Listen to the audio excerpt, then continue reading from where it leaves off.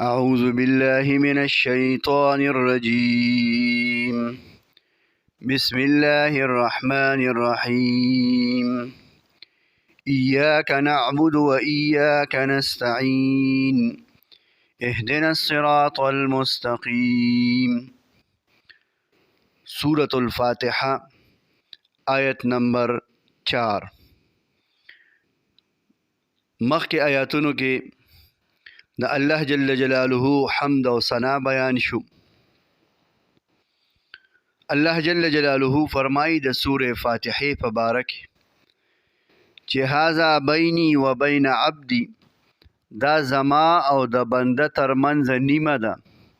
بنده چې کله سوره فاتحه شروع کی په مانځ کې ولاړی یا دغه شان، نو اول د الله حمد و ثنا بیان کی، د الله صفاتونه وکي، او بیا د الله نه دعا غواړي.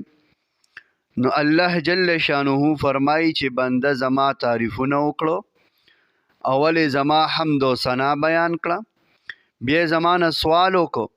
نو ولعبدي ما سأله، دی بنده لما ورکړو هغه څه چې د زمانه وغوښتل.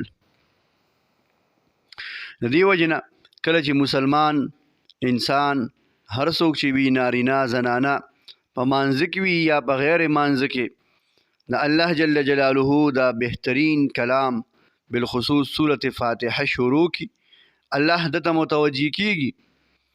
نو انسان سوی ایاک نعبد و ایاک نستعین، اے الله مونږ ستا عبادت کو، و ایاک نستعین او ستانه امداد غواړو. اهدنا الصراط المستقیم، اوخی مونږ ته نیغه لار. اے الله زمونږه عبادت، زمونږه سر ټیټول، زمونږه بندگی، زمونږه غلامی به صرف ستاوي. د الله نه علاوه مونږ د بل چا عبادت او بندگی او غلامی نه کو.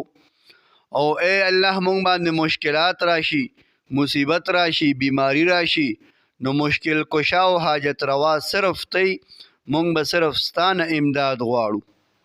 بیا بندوي اهدنا الصراط المستقیم، دعا کوي ښه، اے الله مونږ ته نیغه لار وښیه. اهدنا اوښیه مونږ ته الصراط المستقیم، لاره نیغه. اے زمونږ ربه مونږ ته نیغه لار وښیه. نیغه لار کومه یو ده؟ په نیغه لار باندې چې کوم خلق تلي دي، خدای پاکه مونږ په هغه لار باندې روان کی.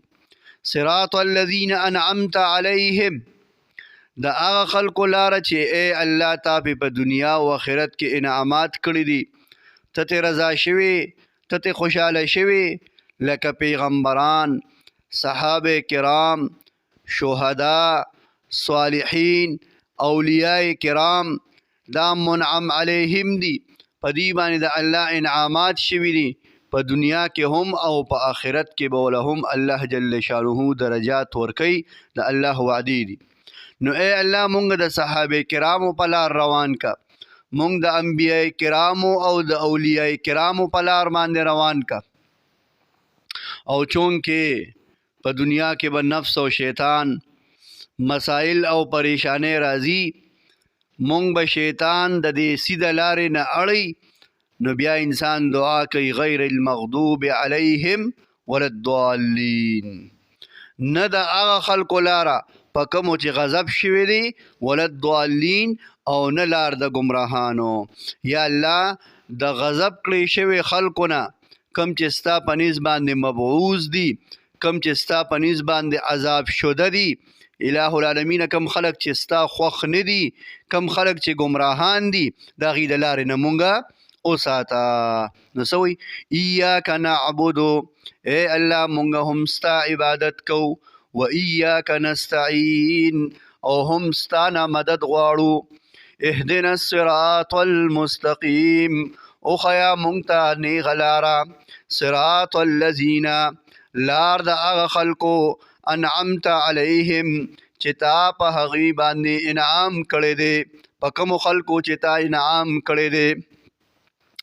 غیر المغضوب علیهم، نه لار د هغه خلکو، د هغه کسانو چې په هغوی باندې غضب شوی دی.